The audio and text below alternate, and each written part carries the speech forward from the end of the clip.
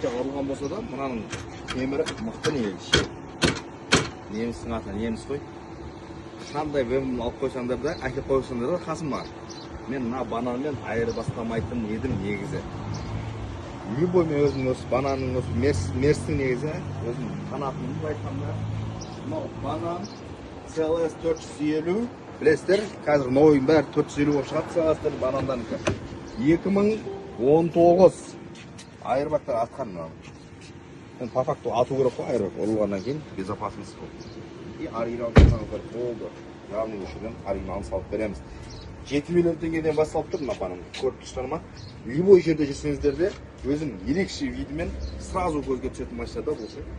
Мынау BMW сияқты емес пе?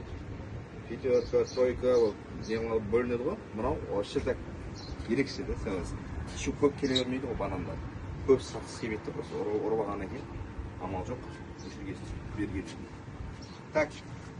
Былай айтқанда 7 миллион теңгеден басталып тұр ағай. Арзанға толға болады. 8, ары барса 9 миллионға дейін. Повышениесі көріп тұрсыздар. Арзымаған ғана повышение, алдыңға парасымен бір крилосын қоясыздар, құдай қаласа. И айырбақтарын саламыз осында. И Қазақстанға жібереміз, иә.